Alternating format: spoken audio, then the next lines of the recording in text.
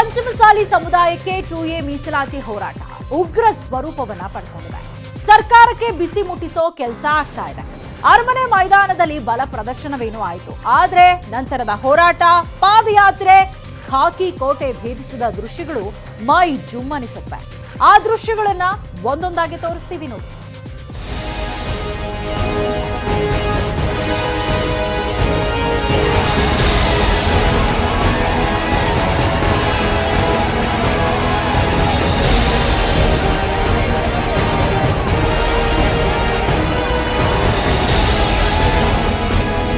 ಅರಮನೆ ಮೈದಾನದ ಹೋರಾಟ ಮುಗಿಯುತ್ತಲೇ ವಿಧಾನಸೌಧ ಅಥವಾ ಫ್ರೀಡಂ ಪಾರ್ಕ್ಗೆ ಹೋಗಬೇಕಾ ಅನ್ನೋ ಜಂಜಾಟ ಇತ್ತು. ಆ ಜಂಜಾಟದ ನಡುವೆಯೇ ಹೊರಟೇ ಬಿಡ್ತು ರ್ಯಾಲಿ.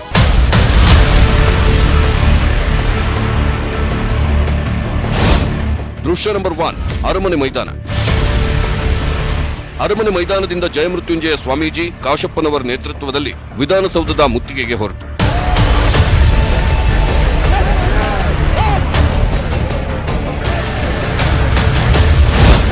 ದೃಶ್ಯ ನಂಬರ್ 2, ಅರಮನೆ ಮೈದಾನ ರಸ್ತೆ. ವಿಧಾನಸೌಧಕ್ಕೆ ಹೊರಟ ಪ್ರತಿಭಟನಾಕಾರರನ್ನ ಪೊಲೀಸರು ತಡೆದು ನಿಲ್ಲಿಸಿದ್ರು. ವಿಧಾನಸೌಧ ಚಲೋ ಪ್ಲಾನ್ ಬಿಡಿ ಎಂದು ಮನವೊಲಿಸಿದ್ರು. ಬ್ಯಾರಿಕೇಡ್ ಕಿತ್ತು ಮುಂದೆ ಸಾಗಿತು ಟೀಮ್.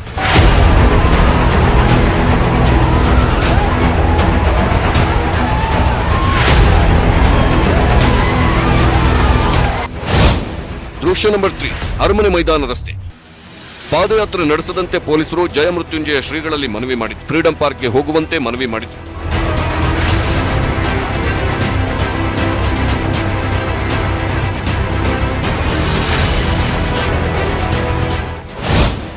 ದೃಶ್ಯ ನಂಬರ್ 4, ಅರಮನೆ ಮೈದಾನ ರಸ್ತೆ.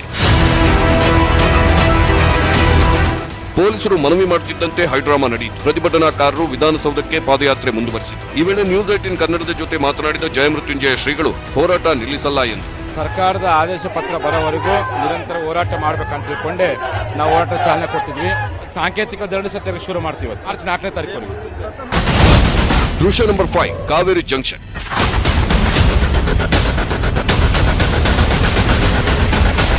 ಕಾವೇರಿ ಜಂಕ್ಷನ್ ಬಳಿ ಬ್ಯಾರಿಕೇಡ್ ಹಾಕಿ ಪಾದಯಾತ್ರೆಯನ್ನು ತಡೆಯಲು ಪೊಲೀಸರು ಪ್ರಯತ್ನ ಮಾಡಿದರು. ಆದರೆ ನುಗ್ಗಿ ಬಂದ ಪಂಚಮಸಾಲಿ ಪಾದಯಾತ್ರೆ ಮುಂದೆ ಬ್ಯಾರಿಕೇಡ್ ಅಡ್ಡ ನಿಲ್ಲಲೇ ಇಲ್ಲ. ಬ್ಯಾರಿಕೇಡ್ಗಳನ್ನು ಬದಿಗೆ ಸರಿಸಿದ ಪಾದಯಾತ್ರಿಗಳು ವಿಧಾನಸೌಧದ ಕಡೆ ಪಾದಯಾತ್ರೆಯನ್ನು ಮುಂದುವರೆಸಿದರು.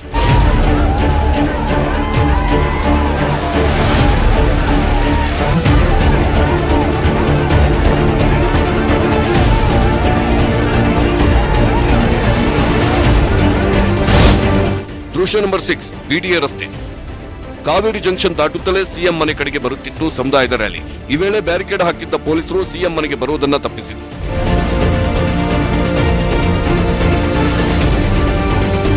ದೃಶ್ಯ ನಂಬರ್ 7, ವಿಂಡ್ಸರ್ ಮ್ಯಾನರ್ ರಸ್ತೆ. ಪಾದಯಾತ್ರೆ ವಿಧಾನಸೌಧದ ಬದಲಿಗೆ freedom ಪಾರ್ಕ್ಗೆ ಹೊರಟಿತು. Kumara Krupa railway parallel ರೋಡ್ನಲ್ಲಿ ಪಾದಯಾತ್ರೆ ಸಾಗಲು ಅವಕಾಶ ನೀಡಲಾಯಿತು.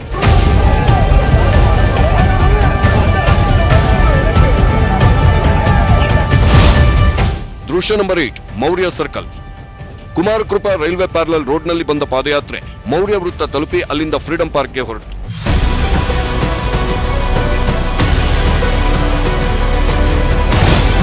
ದೃಶ್ಯ ನಂಬರ್ 9, ಸಿಎಂ ನಿವಾಸ ಕಾವೇರಿ. ಪ್ರತಿಭಟನಾ ರ್ಯಾಲಿ ಡೈವರ್ಟ್ ಆದ ಕೂಡಲೇ ಪೊಲೀಸ್ ಕಮಿಷನರ್ ಕಮಲ್ ಪಂತ್ ಕಾವೇರಿ ನಿವಾಸಕ್ಕೆ ದೌಡಾಯಿಸಿ ಸಿಎಂಗೆ ಮಾಹಿತಿ ನೀಡಿದರು. ಪಾದಯಾತ್ರೆ ವೇಳೆ ನಡೆದ ಪ್ರತಿಯೊಂದು ಘಟನೆ ಬಗ್ಗೆನೂ ವಿವರಣೆ ನೀಡಿದರು. ದೃಶ್ಯ ನಂಬರ್ 10, ಫ್ರೀಡಂ ಪಾರ್ಕ್. ಇದೆಲ್ಲ ಆಗುತ್ತಲೇ ಫ್ರೀಡಂ ಪಾರ್ಕ್ ತಲುಪಿತು ಪ್ರತಿಭಟನಾ ರ್ಯಾಲಿ. ಈ ವೇಳೆ ಬಿಎಸ್ವೈ ಪುತ್ರ ವಿಜಯೇಂದ್ರರನ್ನ ಕೆಣಕಿದ್ರು ವಿಜಯಪುರ ಶಾಸಕ ಯತ್ನಾಳ್. ಇಲ್ಲಿದೆಲ್ಲ ಸುದ್ದಿ ದಿನ ವಿಜಯೇಂದ್ರಗ ಯಡಿಯೂರಪ್ಪಗ ದಿನ ರಾತ್ರಿ ಫೋನ್ ಮಾಡಿ ಹೇಳ್ತದ್ರು. ಈಗ ನಾವು ವಿಜಯೇಂದ್ರನೇ ಸೂಪರ್ ಸಿಎಂ, ಯಡಿಯೂರಪ್ಪ ಏನಿಲ್ಲ. ಎಲ್ಲ ರಾತ್ರಿ ಮೆಸೇಜ್ ಕೊಡೋರು, ಕೊಟ್ಟು ಮುಂಜಾನೆ ಮಾತ್ರ ಶಿವ ಏನಮ್ಮ ಹೇಳಿ ಮತ್ತೆ ನಿಮ್ ಜೋಡ ನಾಟಕ ಮಾಡ್ಕೋತ ಬೇನ್ ಆಗ್ತದೆ. ಇದು ಸಾಂಕೇತಿಕ ಧರಣಿ ಅಷ್ಟೇ. ನಾಳೆಯಿಂದ ಮಾರ್ಚ್ 4ರವರೆಗೂ ಸತ್ಯಾಗ್ರಹದ ಬಿಸಿ ಸರ್ಕಾರಕ್ಕೆ ತಟ್ಟದೇ ಇರದು.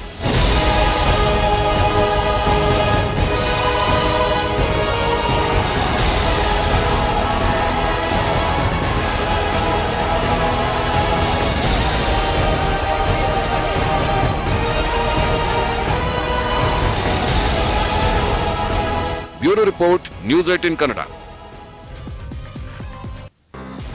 ಇದಕ್ಕೂ ಮುನ್ನ ಅರಮನೆ ಮೈದಾನದ ಸಮಾವೇಶ ಇಡೀ ಸಮುದಾಯದ ಪ್ರತೀಕವಾಗಿತ್ತು. ಮೀಸಲಾತಿಯೊಂದೇ ಅಲ್ಲಿನ ಎಲ್ಲರ ಮಾತಿನ ಧ್ಯೇಯೋದ್ದೇಶವಾಗಿತ್ತು.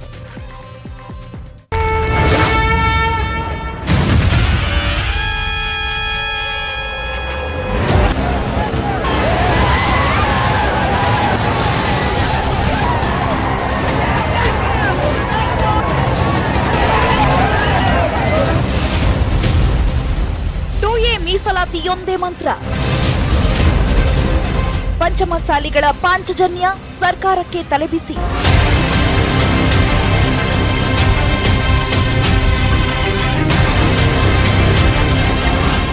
ಬರೋಬ್ಬರಿ 26 ದಿನಗಳ ಪಾದಯಾತ್ರೆ, 700 ಕಿಲೋಮೀಟರ್ ಸಂಚಾರ, ಇದೀಗ ಬೃಹತ್ ಸಮಾವೇಶ. ಬೆಂಗಳೂರಿನ ಅರಮನೆ ಮೈದಾನ ಪಂಚಮಸಾಲಿ ಸಮುದಾಯ ಹಿಂದೆಂದೂ ಕಂಡರಿಯದ ಹೋರಾಟಕ್ಕೆ ಸಾಕ್ಷಿಯಾಯಿತು. 1 ಲಕ್ಷಕ್ಕೂ ಹೆಚ್ಚು ಮಂದಿ ಜಮಾಯಿಸಿದ್ರು. ಸ್ವಾಮೀಜಿಗಳ ಮೀಸಲಾತಿ ಹೋರಾಟಕ್ಕೆ ಪಕ್ಷಾತೀತ ರಾಜಕಾರಣಿಗಳ ಬೆಂಬಲವೂ ಸಿಕ್ಕಿತ್ತು. ಬಿಜೆಪಿ ಸರ್ಕಾರದ ಮುರುಗೇಶ್ ನಿರಾಣಿ, ಸಿಸಿ ಪಾಟೀಲ್, ಅರವಿಂದ್ ಬೆಲ್ಲದ್ ಕೂಡ ಇದ್ರು.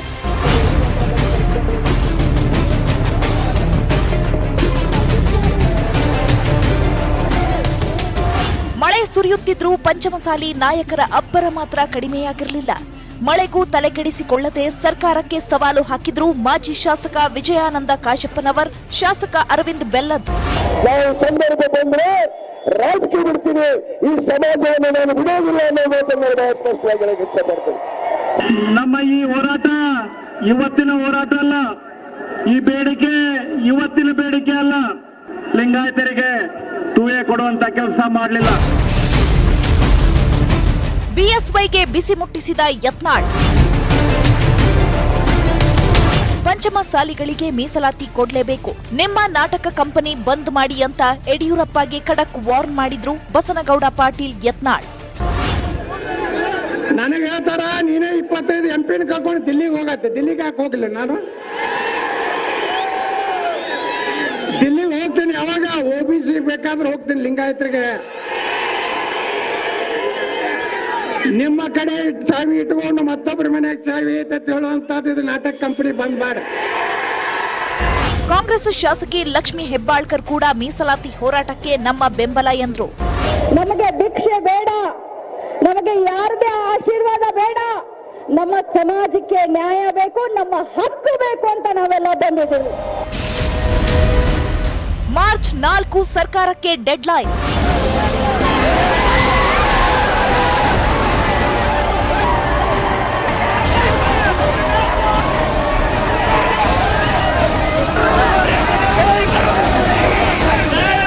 ಸಮಾವೇಶದಲ್ಲಿದ್ದ ಜಯಮೃತ್ಯುಂಜಯ ಸ್ವಾಮೀಜಿ ಹಾಗೂ ವಚನಾನಂದ ಸ್ವಾಮೀಜಿಗಳು ಸಹ ಸರ್ಕಾರಕ್ಕೆ ಸವಾಲು ಹಾಕಿದ್ರು. ನಾನು ಮುಖ್ಯಮಂತ್ರಿನ ಮನವಿ ಮಾಡ್ಕೊಳ್ತೀನಪ್ಪ ಅಂತಂದ್ರೆ, ನಮಗೆ ಯಾವುದೇ ರೀತಿಯಾಗಿರ್ತಕ್ಕಂಥ ಅನುದಾನ ಬೇಡ, ಯಾವುದೇ ರೀತಿಯಂತ ನಿಗಮ ಮಂಡಳಿ ಬೇಡ. ನಮಗೇನು ಬೇಕಪ್ಪ ಅಂತಂದ್ರೆ, ಸಮಾಜದ ಕಟ್ಟ ಕಡೆ ವ್ಯಕ್ತಿ ನೋವಿನಿಂದ ಬಳಸೋದ್ರಲ್ಲ, ಆ ಮಗುವಿಗೆ 2A ಮೀಸಲಾತಿ ಬೇಕು, ಆ ಯುವಕನಿಗೆ 2A ಮೀಸಲಾತಿ ಬೇಕು. ಅದು ಒಂದು ಕೊಟ್ಟು ಸಾಕು. ಈ ಮಧ್ಯೆ ವೇದಿಕೆ ಮೇಲೆ ಕಣ್ಣೀರಿಟ್ಟರು ವಿನಯ್ ಕುಲಕರ್ಣಿ ಪತ್ನಿ ಹಾಗೂ ಪುತ್ರಿ. ವಿನಯ್ ಕುಲಕರ್ಣಿ ಪಂಚಮಸಾಲಿ ಸಮುದಾಯಕ್ಕೆ ಸಾಕಷ್ಟು ಹೋರಾಟ ಮಾಡಿದ್ರು.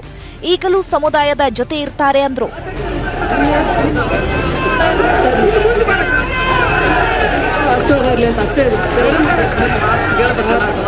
ಇದೆಲ್ಲ ಆಗುತ್ತಲೇ ಮಾರ್ಚ್ 4 ನಂತರವೂ ಬೇಡಿಕೆ ಈಡೇರದಿದ್ರೆ ಅಮರಣಾಂತ ಉಪವಾಸ ಸತ್ಯಾಗ್ರಹ ಮಾಡೋದಾಗಿ ಸ್ವಾಮೀಜಿ ಹೇಳಿದ್ರು. ಶ್ರೀಗಳ ನಿರ್ಧಾರದಿಂದ ಕೋಪಗೊಂಡ ಸಚಿವ ಸಿಸಿ ಪಾಟೀಲ್ ಬೇಸರದಿಂದ ಹೊರಹೋದ್ರು.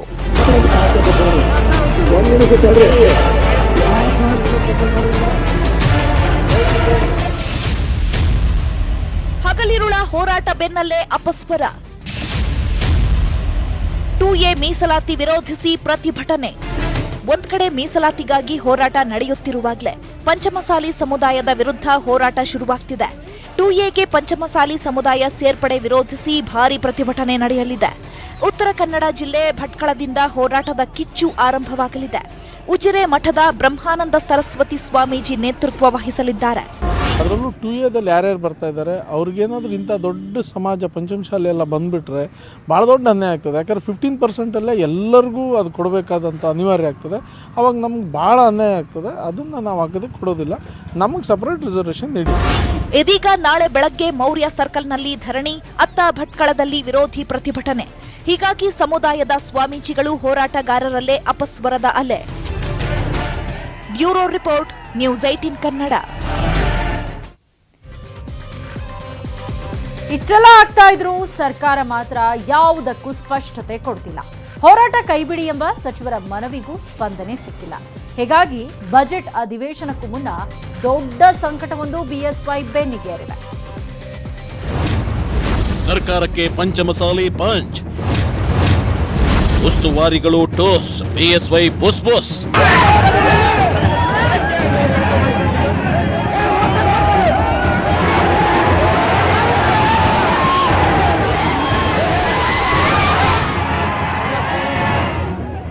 ಸರ್ಕಾರಕ್ಕೆ ಪಂಚಮಸಾಲಿ ಹೋರಾಟದ ಟೆನ್ಷನ್ ಶುರುವಾಗಿದೆ. ಮೀಸಲಾತಿ ಬಗ್ಗೆ ಸೂಕ್ತ ನಿರ್ಧಾರದ ಬಗ್ಗೆ ಸಮಾಲೋಚನೆ ನಡೆಯುತ್ತಿದೆ. ಪಂಚಮಸಾಲಿ ಲಿಂಗಾಯತ ಮುಖಂಡರ ಸಭೆ ನಡೆಯಿತು. ಗೃಹ ಸಚಿವ ಬೊಮ್ಮಾಯಿ ನೇತೃತ್ವದಲ್ಲಿ ಈ ಸಭೆ ಆಯಿತು. ಸಿಎಂ ಜೊತೆ ಚರ್ಚಿಸಿದ ಬಳಿಕ ಸಭೆ ನಡೆದಿತ್ತು. ಹೋರಾಟ ಸಂಭಾಳಿಸುವ ಬಗ್ಗೆ ಚಿಂತನೆ ನಡೆಯಿತು. ಮುಖ್ಯಮಂತ್ರಿಗಳ ಜೊತೆಗೆ ನಾವು ಮತ್ತು ಎಲ್ಲ ಶಾಸಕರೆಲ್ಲರೂ ಕೂಡ ಈಗಾಗಲೇ 2-3 ಸುತ್ತಿನ ಮಾತುಕತೆ ಆಗಿದೆ. ಇವತ್ತು ಕೂಡ ಮಾತುಕತೆ ಆಗಿದೆ. ಸ್ವಾಮೀಜಿಯ ಜೊತೆಗೂ ಕೂಡ ನಿರಂತರವಾದಂಥ ಒಂದು ಸಂಪರ್ಕವನ್ನು ಮತ್ತು ಅಲ್ಲಿ ಆರ್ಗನೈಸರ್ಸ್ ಯಾರ್ಯಾರಿದ್ದಾರೆ ಅವ್ರ ಜೊತೆಗೂ ಇಟ್ಕೊಂಡಿದ್ದೇವೆ. ಮಾತುಕತೆಯ ಆಧಾರದ ಮೇಲೆ ಮುಂದೆ ಯಾವ್ಯಾವ ಪ್ರಕ್ರಿಯೆಗಳನ್ನು ಮುಂದುವರಿಸಬೇಕನ್ನೋದನ್ನು ತೀರ್ಮಾನ ಮಾಡೋಣ ಅಂತ ವಿಚಾರಣೆ. ಸಂವಿಧಾನಾತ್ಮಕ ಚೌಕಟ್ಟಿನಲ್ಲಿ ಮೀಸಲಾತಿಯನ್ನು ಕೊಡಬೇಕಾಗೈತಿ. ಇವತ್ತಿಂದ 2A ಅಂತ ಕೊಟ್ಟಿವಂದ್ರ ನಾಳೆ ಬೇರೆ ಸಮಾಜದವರು ಕೋರ್ಟಿಗೆ ಹೋದ್ರೆ ಅದು ಸ್ಟೇ ಆಕೈತಿ. ಮಾನ್ಯ ಮುಖ್ಯಮಂತ್ರಿಗಳು ಪ್ರಥಮ ಪೂರಕ ಹೆಜ್ಜೆಯನ್ನ ಹಿಂದುಳಿದ ವರ್ಗಕ್ಕೆ ಕೊಡುವುದರ ಮೂಲಕ ಒಂದು ತಾತ್ವಿಕವಾದಂತ ಬೆಂಬಲವನ್ನ ಘೋಷಿಸಿದ್ದಾರೆ. ಸಮಾಜದ ಈ ಶಕ್ತಿ ಪ್ರದರ್ಶನದ ಸ್ಥಿತಿಗತಿಯನ್ನ ವೇದಿಕೆ ಮೇಲಿದ್ದವರಂತ ಎಲ್ಲ ಮನಾಭಿಪ್ರಾಯಗಳನ್ನ ಸನ್ಮಾನ್ಯ ಮುಖ್ಯಮಂತ್ರಿಗಳಿಗೆ ತಿಳಿಸ್ತೇವೆ. ಇದಕ್ಕೆ ಪೂರಕವಾಗಿ ಸರ್ಕಾರ ನಡ್ಕೊಂತೈತಿ ಅನ್ನುವ ನಮ್ಮ ಸಮಾಜ ಶಿಕ್ಷಣದಲ್ಲಿ, ಸಾಮಾಜಿಕವಾಗಿ, ರಾಜಕೀಯವಾಗಿ, ಆರ್ಥಿಕವಾಗಿ ಎಲ್ಲದರಲ್ಲಿ ಸಹಿತ ಮುಂದೆ ಬರಬೇಕನ್ನುವಂತ ಒಂದು ಇಚ್ಛೆ ಇಟ್ಟುಕೊಂಡು ಏನು ಹೋರಾಟ ಮಾಡ್ತಾ ಇದ್ದಾರೆ, ಆ ಹೋರಾಟಕ್ಕೆ ನಮ್ಮ ಸರ್ಕಾರ ಸಂಪೂರ್ಣವಾಗಿ ಬೆಂಬಲ ಕೊಡ್ತಾ ಇದೆ ಅನ್ನೋ ಮಾತನ್ನ ಈ ಸಂದರ್ಭದಲ್ಲಿ ನಾನು ಇಚ್ಛೆ ಪಡ್ತಾ ಇದ್ದೇನೆ. ಈ ಮಧ್ಯೆ ಸ್ವಾಮೀಜಿಗಳ ಹೋರಾಟ ಉಗ್ರ ಸ್ವರೂಪ ಪಡೆಯುತ್ತಲೇ ಸಿಎಂ ಮನೆಗೆ ದೌಡಾಯಿಸಿದರು ಪಂಚಮಸಾಲಿ ಸಚಿವರು. ಮುರುಗೇಶ್ ನಿರಾಣಿ, ಸಿಸಿ ಪಾಟೀಲ್ ಬಂದು 1 ಗಂಟೆಗೂ ಹೆಚ್ಚು ಕಾಲ ಚರ್ಚಿಸಿದ್ರು. ಹೋರಾಟದ ಗಂಭೀರತೆ ಅರಿತ ಸಚಿವರು ನಾಳೆ ಎಲ್ಲದಕ್ಕೂ ಸ್ಪಷ್ಟನೆ ನೀಡೋ ಪ್ಲಾನ್ ಮಾಡಿದ್ದಾರೆ. ನಾಳೆ 1 ಗಂಟೆಗೆ ವಿಧಾನಸೌಧದಲ್ಲಿ ಸುದ್ದಿಗೋಷ್ಠಿ ನಡೆಯಲಿದೆ. ಮುರುಗೇಶ್ ನಿರಾಣಿಗೆ ನೇತೃತ್ವ ವಹಿಸಿರೋದ್ರಿಂದ ಹೋರಾಟಗಾರರಲ್ಲಿ ಆಶಾವಾದ ಮೂಡಿದೆ. Bureau report, news 18 Kannada. Maharashtra, Kerala ಸೇರಿದಂತೆ ಹಲವು ರಾಜ್ಯಗಳಲ್ಲಿ ಡೆಡ್ಲಿ ಕೊರೋನಾ ಮತ್ತೆ ಅಟ್ಟಹಾಸ ಮೆರೀತಾ ಇದೆ. ಮಹಾರಾಷ್ಟ್ರದ ಕೆಲ ಜಿಲ್ಲೆಗಳಲ್ಲಿ ಈಗಾಗಲೇ ಮತ್ತೆ ಲಾಕ್ಡೌನ್ ಘೋಷಿಸಲಾಗಿದೆ. ಕರುನಾಡಲ್ಲೂ ಕೊರೋನಾ 2ನೇ ಅಲೆ ಭೀತಿ ಆವರಿಸಿದ್ದು ರಾಜ್ಯ ಸರ್ಕಾರ ಫುಲ್ ಅಲರ್ಟ್ ಆಗಿದೆ.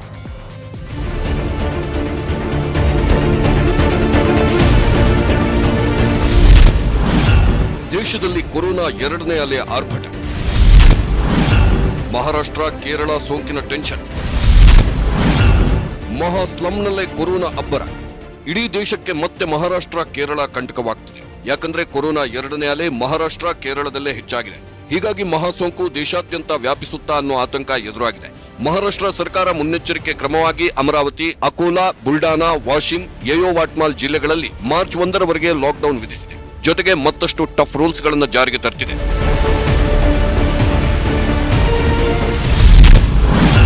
ಮಹಾರಾಷ್ಟ್ರದಲ್ಲಿ ಕೊರೋನಾ ಪ್ರಕರಣಗಳು ಹೆಚ್ಚುತ್ತಿದ್ದಂತೆ ಸರ್ಕಾರ ಅಲರ್ಟ್ ಆಗಿದೆ. ಕೋವಿಡ್ ನಿಯಂತ್ರಿಸುವ ನಿಟ್ಟಿನಲ್ಲಿ ರಾತ್ರಿ 11ರಿಂದ ಬೆಳಗ್ಗೆ 6 ಗಂಟೆಯವರೆಗೆ ರಾತ್ರಿ ಕರ್ಫ್ಯೂ ಅನ್ನ ಘೋಷಿಸಿದೆ. ಈ ಸಮಯದಲ್ಲಿ ಅಗತ್ಯ ಸೇವೆಗಳಲ್ಲಿ ತೊಡಗಿರುವವರಿಗೆ ಮಾತ್ರ ಸಂಚಾರಕ್ಕೆ ಅವಕಾಶ ಕಲ್ಪಿಸಲಾಗಿದೆ. ಹಾಲು, ದಿನಪತ್ರಿಕೆ, ತರಕಾರಿ ವಿತರಣೆ ಮತ್ತು ಆಸ್ಪತ್ರೆ ಸೇವೆಗಳಿಗೆ ಅವಕಾಶ ಕಲ್ಪಿಸಿಕೊಡಲಾಗಿದೆ. ಸೋಂಕು ಹೆಚ್ಚಿರುವ ಪ್ರದೇಶದಲ್ಲಿ ಶಾಲೆ ಮತ್ತು ಕಾಲೇಜುಗಳನ್ನು ಬಂದ್ ಮಾಡಲಾಗಿದೆ. ಅಲ್ಲದೆ ಹೋಟೆಲ್ ಮತ್ತು ರೆಸ್ಟೋರೆಂಟ್ಗಳು ಪ್ರತಿನಿತ್ಯ ರಾತ್ರಿ 11 ಗಂಟೆಯ ಬಳಿಕ ಮುಚ್ಚಲಿವೆ. ಸೋಂಕು ನಿಯಂತ್ರಿಸಲು ಸಣ್ಣ ಕಂಟೈನ್ಮೆಂಟ್ ವಲಯಗಳನ್ನು ವಿಂಗಡಿಸಲಾಗಿದೆ. ಸೋಂಕು ಪತ್ತೆ ಪ್ರಮಾಣ ಮತ್ತು ಪರೀಕ್ಷೆಯನ್ನು ಹೆಚ್ಚಿಸಲಾಗಿದೆ. ಮದುವೆಯಲ್ಲಿ ಕೇವಲ 25 ಜನರಿಗೆ ಮಾತ್ರ ಅವಕಾಶ ನೀಡಲಾಗಿದೆ. ದೇಶದ ಕೊರೋನಾ ಪ್ರಕರಣಗಳಲ್ಲಿ 74%ಕ್ಕಿಂತ ಹೆಚ್ಚು ಪ್ರಕರಣಗಳು ಕೇರಳ ಮತ್ತು ಮಹಾರಾಷ್ಟ್ರದಲ್ಲೇ ಪತ್ತೆಯಾಗಿವೆ. ಇನ್ನು ಛತ್ತೀಸ್ಗಢ, ಮಧ್ಯಪ್ರದೇಶ, ಪಂಜಾಬ್ ಮತ್ತು ಜಮ್ಮು ಕಾಶ್ಮೀರದಲ್ಲೂ ಕೂಡ ದೈನಂದಿನ ಕೊರೋನಾ ಪ್ರಕರಣಗಳು ಉಲ್ಬಣಗೊಳ್ಳುತ್ತಿದೆ. ಹೀಗಾಗಿ ಕೇಂದ್ರ ಸರ್ಕಾರ ಮಹಾರಾಷ್ಟ್ರ ಮತ್ತು ಕೇರಳ ಸೇರಿದಂತೆ ಕೆಲವು ರಾಜ್ಯಗಳಲ್ಲಿ RT-PCR ಪರೀಕ್ಷೆಗಳ ಪ್ರಮಾಣವನ್ನು ಹೆಚ್ಚಿಸಲು ಸೂಚಿಸಿದೆ. ಅಲ್ಲದೆ ಆಯ್ದ ಜಿಲ್ಲೆಗಳಲ್ಲಿ ಕಟ್ಟುನಿಟ್ಟಿನ ಕ್ರಮದ ಜೊತೆಗೆ ರೂಪಾಂತರಿ ಕೊರೋನಾ ವೈರಸ್ ಬಗ್ಗೆ ಮುಂಜಾಗೃತಾ ಕ್ರಮ ಕೈಗೊಳ್ಳುವಂತೆ ಆದೇಶಿಸಿದೆ.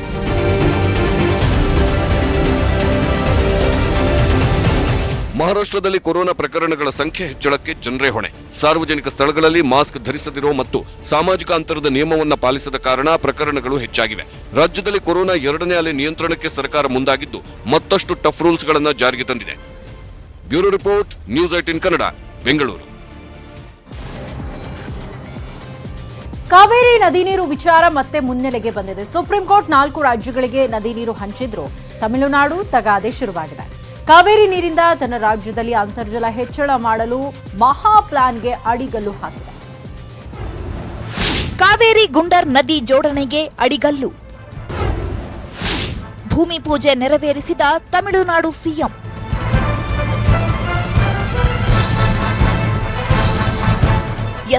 ಕಾವೇರಿ ವಿಚಾರದಲ್ಲಿ ಸದಾ ಒಂದಿಲ್ಲೊಂದು ಕ್ಯಾತೆ ತೆಗೆತಿದ್ದ ತಮಿಳುನಾಡು ಇದೀಗ ಮತ್ತೊಂದು ಹಂತದ ಕಿರಿಕಿಗೆ ಅಡಿಗಲ್ಲು ಹಾಕಿದೆ.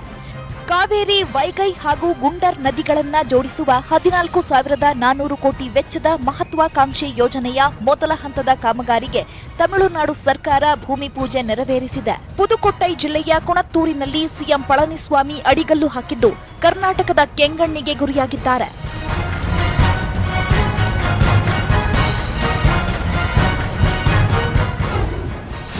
ತಮಿಳುನಾಡು ಶರವೇಗ, ಕರ್ನಾಟಕ ಕುಂಭಕರ್ಣ ನಿದ್ದೆ.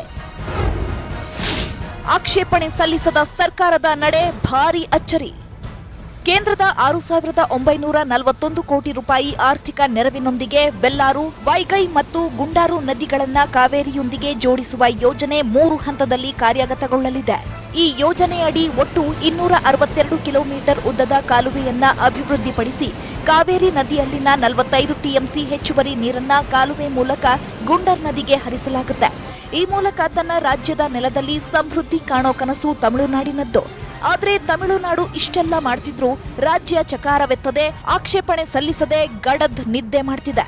ಮೇಕೆದಾಟುಗೆ ಖ್ಯಾತೆ ತೆಗೆಯೋ ತಮಿಳುನಾಡು ನಡೆಗೆ ಭಾರಿ ವಿರೋಧ ವ್ಯಕ್ತವಾಗಿದೆ. ಇದು ಅಕ್ಷಮ್ಯ ಅಪರಾಧ. ನಾವು ಮೇಕೆದಾಟು ಮಾಡ್ತೀವಿ ಅಂದ್ರೆ ಮಾಡಬೇಡಿ ಅಂತ ಹೇಳ್ತೀರಿ, ಕಾವೇರಿ ಕೆರೆಗೆ ನೀರು ಹರಿಸ್ತೀವಿ ಅಂದ್ರೆ ಬೇಡ ಅಂತ ಹೇಳ್ತೀರಿ. ನೀವು ಈ ಯೋಜನೆ ಮಾಡೋದ ಕಾರಣ ಏನು? ಪಳನಿಸ್ವಾಮಿ 420 ಕೇಡಿ ಕನ್ನಡ ನಾಡಿಗೆ ಬಹಳ ಅನ್ಯಾಯ ಆಗುತ್ತೆ. ಪ್ರಧಾನಮಂತ್ರಿ ಈ ಯೋಜನೆಗೆ ಅವಕಾಶ ಕೊಡಬಾರದು. ಇನ್ನೂ ನೀವು ಮುಂದುವರೆದರೆ ಇಡೀ ರಾಜ್ಯಾದ್ಯಂತ ತೀವ್ರ ಹೋರಾಟ ಪ್ರಕಟಣೆ ಮಾಡ್ತೇವೆ. ಕಾನೂನು ತಜ್ಞರ ಜೊತೆ ಜಲಸಂಪನ್ಮೂಲ ಸಚಿವರ ಸಭೆ. ತಮಿಳುನಾಡಿನ ಈ ಯೋಜನೆಯಿಂದ ರಾಜ್ಯದ ಮೇಕೆದಾಟು ಮತ್ತು ಮಾರ್ಕಂಡೇಯ ಯೋಜನೆಗಳಿಗೂ ಕಂಟಕ ಎದುರಾಗೋ ಸಾಧ್ಯತೆ ಇದೆ. ಇಷ್ಟೆಲ್ಲ ಬೆಳವಣಿಗೆ ಬಳಿಕ ಜಲಸಂಪನ್ಮೂಲ ಸಚಿವ ರಮೇಶ್ ಜಾರಕಿಹೊಳಿ ದೆಹಲಿಯಲ್ಲಿ ಕಾನೂನು ತಜ್ಞರೊಂದಿಗೆ ಚರ್ಚೆ ಮಾಡಿದ್ದಾರೆ. ನೋಡ್ರಿ, ನಮ್ಮ ರಾಜ್ಯಕ್ಕೆ ನಷ್ಟ ಕೊಡೋಕ್ಕೆ ಸಾಧ್ಯವೇ ಇಲ್ಲ. ಅದಕ್ಕೆ ನಾವು ಆಲ್ ಪಾರ್ಟಿ ಮೀಟಿಂಗ್ದಲ್ಲಿ ನಮ್ಮ ಮುಖ್ಯಮಂತ್ರಿ ನೇತೃತ್ವದಲ್ಲಿ ವಿರೋಧ ಪಕ್ಷ ನಾಯಕರಿಗೂ ಆಲ್ ಪಾರ್ಟಿ ಮೀಟಿಂಗ್ ಕರೆದು ನಾವು ಎಲ್ಲ ನಮ್ಮ ಲೀಗಲ್ ಟೀಮ್ ಕರೆದು ಅತಿ ಶೀಘ್ರದಲ್ಲಿ ನಿರ್ಣಯ ತಗೊಂಡು ನಮ್ಮ ರಾಜ್ಯದ ಹಿತ ಕಾಯಲಿಕ್ಕೆ ಏನು ನಿರ್ಣಯ ತಗೋ ಪ್ರಕಾರವಾಗಿ ನಾವು ರೆಡಿ ಇದ್ದೇವೆ.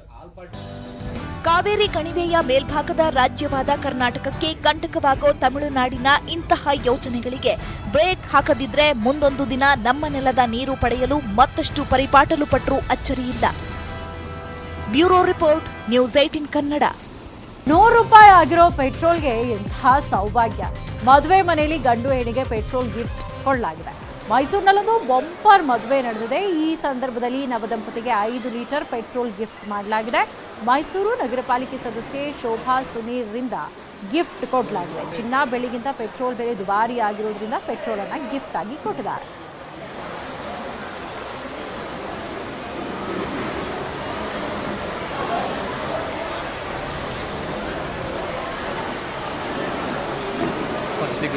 ಆಯ್ತಾ?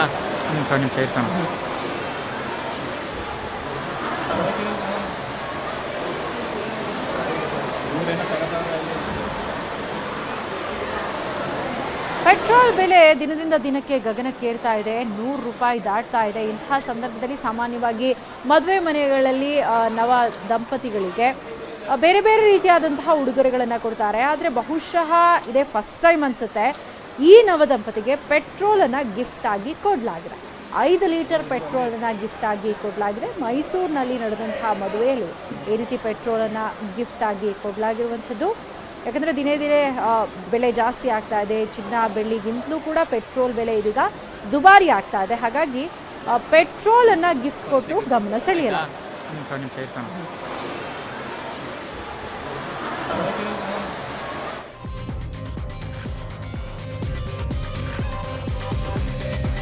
ಇದಿಷ್ಟು ಅಗ್ರ ರಾಷ್ಟ್ರೀಯ ವಾರ್ತೆಯ ಪ್ರಮುಖ ಸುದ್ದಿಗಳು. ನೋಡ್ತಾ ಇರಿ ನ್ಯೂಸ್ 18 ಕನ್ನಡ. ಜಾಲ ನಮ್ಮದು, ಬಲ ನಿಮ್ಮದು.